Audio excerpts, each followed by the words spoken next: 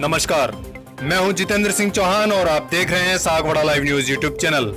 आज की ताजा खबर के साथ एक बार फिर से हाजिर हूं। डूंगरपुर जिले के आसपुर सोमकमलांबा बांध से जल वितरण को लेकर जिला कलेक्टर द्वारा बैठक आयोजित हुई।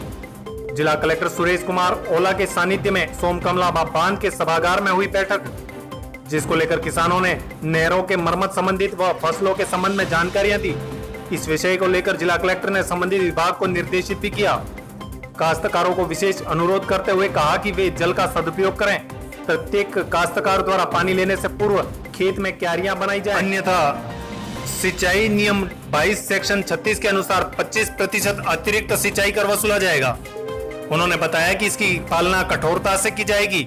बांध की नहरें राष्ट्रीय संपत्ति हैं।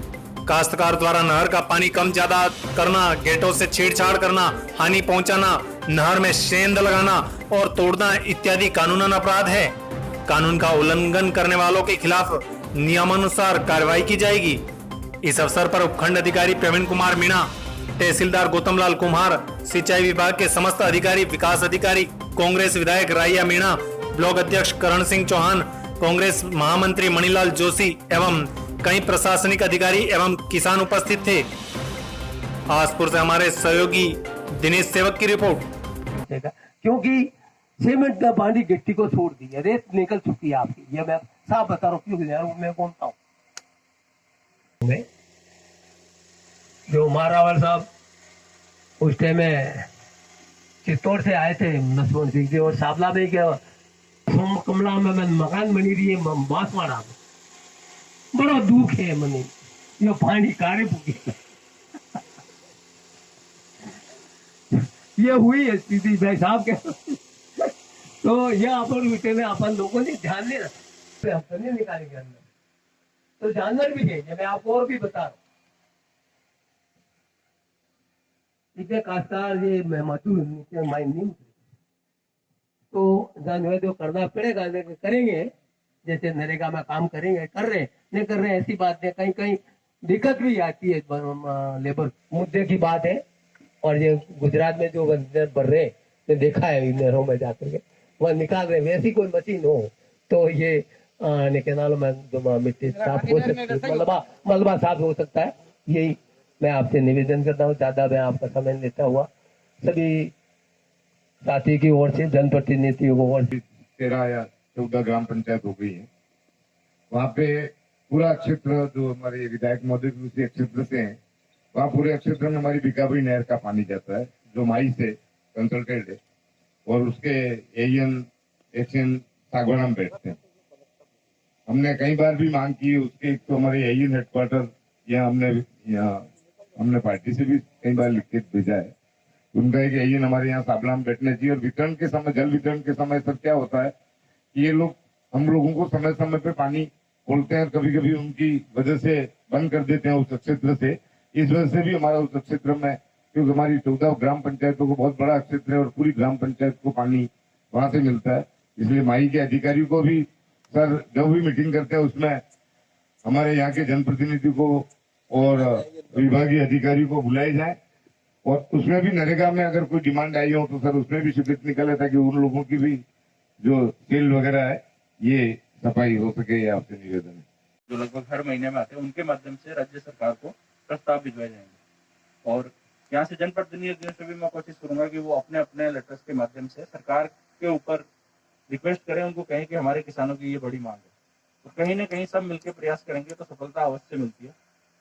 दूसरा जो इश्यू है रिपेयर का, उसमें मैं यही कहना चाहूंगा कि दिक्कतें हैं, लेकिन जैसे आपने कहा कि महीने में ये काम हो पाएगा या नहीं हो पाएगा, उसमें प्रयास सब यही करें कि अगले 7 दिन है, 14 दिन है, 21 दिन है, तो उस केस में आप फीडबैक दें कि ये काम इतना होना था और अभी नहीं हुआ। हम बैठ के टाई अप करेंगे कि कितने दिनों में कितना काम हो जाएगा, एक प्लान के साथ में काम करने की कोशिश करेंगे। और वैसा करते हैं तो सफलता अवश्य मिलती है। और यहाँ का कोई भी फीडबैक आपको लगता है कि ये चीजें रियल में पता लगता है कि समस्या क्या है। ग्रामीण परिवेश की समस्या है मुझे पता है, लेकिन क्षेत्र का परिवर्तन होता है। हमारे क्षेत्र में अलग समस्याएं, कृषि करने का थोड़ा सा स्टाइल अलग है। यहाँ क्योंकि जो आपके खेत हैं वो बहुत छोटे छोटे हैं, 1-1 बीघा 2-2 बीघा जैसा मैंने देखा है। इवन उदयपुर में मेरी ट्रेनिंग हुई है तो कोठड़ा में मैं लगभग 2 महीने एज ए वीडियो रहा था, तो उस एरिया में मैंने देखा वहाँ पर मक्का काफी ज्यादा करते थे और खेती का इतना ज्यादा था नहीं। और मैं एसडीएम साहब से भी कहूंगा कि यहाँ पर हर मंडे को जो मीटिंग होती है ब्लॉक स्तरीय अधिकारियों की, जिला स्तर से भी मैं निर्देश जारी करूंगा, उसमें जब तक ये सिंचाई चले, पानी का नया चले, हर मंडे को आप रिव्यू करें और जो भी शिकायतें आपको पूरे सप्ताह में आती हो वो संबंधित विभाग को आप निर्देश भी प्रदान करें। और रही बात नहर को तोड़ने की, तो ऐसा होता नहीं है। देखिए, बहुत सीधी सी बात है, मेरे गांव में अगर 3000 की पॉपुलेशन है, कौन क्या बदमाशी कर रहा है वो 24 घंटे में सबको पता होती है। तो ये चीजें छुपती नहीं है, किसने किया है, किस लिए किया है, सबको पता होता है। तो इसमें आप कोशिश यही करें कि ग्राम सेवक और पटवारी को पाबंद करें। स्थानीय जो एसोसिएशन हम जो बना रहे हैं, कमेटी बनाए गाँव वाले, उनसे फीडबैक लें, समझाइश करें कि ऐसा नहीं करें, क्योंकि आप किसी दूसरे का हक मार रहे हैं। वो किसान भी आप ही का साथी है, आप ही का सहयोगी है, तो उसका हक नहीं मारा जाए। और फिर भी कोई रिपीट करता है तो उसका सीधा सा इलाज है, उस पर पुलिस एक्शन करे। मेरी तरफ से इसमें आपको खुली छूट है और इसमें किसी प्रकार का कोई दबाव नहीं है। जो गलत काम करता है उसको सजा मिलनी चाहिए और मिलेगी। ये मेरा साल पहले उदयपुर में मैंने मेरी ट्रेनिंग की थी और सलुम्बर ब्लॉक में कुछ दिन के लिए मैं रहा था। तो उस समय एक रात्रि चौपाल के दौरान कुछ ग्रामीणों के साथ हम आए थे, क्योंकि सलुम्बर का भी कुछ हिस्सा पानी का यहाँ से जाता है। डूंगरपुर डीएम होने के नाते मेरा यही उद्देश्य था कि पहली बार उस समय इसको देखा था सिर्फ एक बांध के रूप में, लेकिन अब मेरा ये उद्देश्य है कि इससे जो पानी की सप्लाई होती है उसमें क्या क्या समस्याएं होती है, कौन कौन सी कैनाल जाती है, टेल एरिया में पानी पहुंच रहा है या नहीं पहुंच रहा है, और अन्य प्रकार की समस्याएं जो आपने बताई कि इसमें टूट फूट हुई है। इस बार अतिवृष्टि की स्थिति जो रही उससे काफी डैमेज यहाँ पर हुई है और उसके रिपेयर के लिए जैसा कि हमारे अधिकारीगण ने बताया और आपने भी मांग रखी कि समयबद्ध रूप से इसकी रिपेयर हो और अच्छी गुणवत्ता उसमें रखी जाए।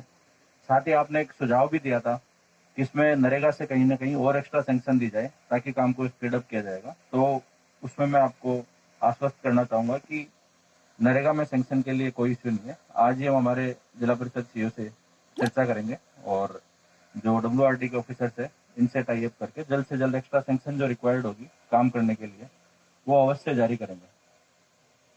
जहाँ तक किसानों की बात है तो मैं स्वयं एक किसान परिवार से आता हूँ और मेरे दादाजी, मेरे पिताजी आज भी खेती करते हैं, गाय भैंस सब रखते हैं। तो पानी नहीं होने का दर्द क्या होता है वो मैंने देखा भी है, झेला भी है और सुना भी है। अतिवृष्टि होते हैं, ओले गिरते हैं और जो पूरी फसल नष्ट हो जाती है तो किसान पे क्या बीतती है मुझे पता है। साल में 2 ही बार उसके पास पैसा आता है, दीपावली के पास आएगा और मार्च के पास आएगा। उसी से उसको मकान बनाना होता है, उसी से उसको शादी करनी होती है, उसी से उसको अपना कर्जा चुकाना होता है। और आप जो बात कह रहे हैं, जैसे आपने बताया कि गेहूं के लिए शायद 5 पानी की जरूरत होगी, तो बचपन में मैंने देखा था कि हमारे यहाँ पे पानी बहुत प्रचुर मात्रा में होता था। मैं जयपुर के पास ही फुलेरा तहसील से आता हूँ, तहसील से लगभग 40 किलोमीटर दूर हमारा गाँव है। तो उस समय हमारे भी यही होता था कि हौद टाइप के चीजें सब रखते थे और उनको रात में भरते थे और दिन में सिंचाई होती थी। क्यारी बना के दोहरों से सिंचाई होती थी। आपके यहाँ नहरें हैं और नहरों से आप टेल तक पानी जाता है और दोहरे बना के फिर आप उसको खेतों तक पहुंचाते हैं। समय के साथ में ट्यूबवेल सही, 1 ने खोदा, 2 ने खोदा, 3 ने खोदा, कहीं ना कहीं जो लालच था पानी ज्यादा से ज्यादा निकालने का, हमारी तरफ मूंगफली ज्यादा करने का क्रेज था, क्योंकि मूंगफली में सब ये किसान चाहेगा कि उसको ज्यादा से ज्यादा आय मिले और वही पैटर्न होता है। लेकिन सालों के बाद परिणाम ये हुआ कि पिछले 4-5 साल से मैं देख रहा हूँ कि जो रबी की फसल है वो तो होना ही बंद हो गई है और खरीफ की फसल में भी अगर बारिश अच्छी हो जाती है तो फसल अच्छी होती है, अन्यथा अगस्त एंड तक या सितंबर में आते आते बाजरे की जो फसल होती है वो सूखने लगती है। मूंगफली तो अब एक सपना रह गया, क्योंकि बिना पानी के मूंगफली कर पाना असंभव है। यहाँ भी सभी किसान भाइयों को मैं यही कहना चाहूंगा कि पानी प्रचुर मात्रा में डैम से दिख भी रहा है। आपने बताया कि बारिश बहुत हुई है और वो आंकड़ों से भी पता है कि जितनी बारिश यहाँ एवरेज होती है उससे कहीं ना कहीं दुगने से भी ज्यादा बारिश यहाँ पर हुई है। लेकिन हम कोशिश क्या करते हैं कि उसको 4 पानी 5 पानी लगता है कि शायद उससे कहीं ना कहीं ज्यादा से ज्यादा फसल होगा, लेकिन ऐसा नहीं है। गेहूं में 3 से 4था पानी, यहाँ पर कृषि के अधिकारी भी बैठे होंगे, मेरे हिसाब से 4 पानी बहुत होते हैं। 5वां पानी देने का बहुत ज्यादा औचित्य नहीं है। और जिस तरीके की जमीन इस एरिया में है उसमें कृषि अधिकारी ज्यादा बता पाएंगे, लेकिन मुझे ये लगता है कि ऐसी जमीन में 4 पानी बहुत होते हैं। अब हमें कृषि की जो तकनीकें हैं, फर्टिलाइजर्स है, उसमें खाद जो देना है उस पर जाना होगा। आपकी प्रोडक्टिविटी अच्छी रहेगी और अच्छा काम करेंगे। दूसरी बात जो पूरे एमएलए साहब ने भी बताई, मेरे पत्रकार साथीगण ने भी बताई कि कहीं ना कहीं सभी को एक समन्वय बनाकर अच्छे प्रयास करने होंगे। यहाँ पर इस डिवीजन के एसडीएम भी हैं, मैं भी आसीन हूँ।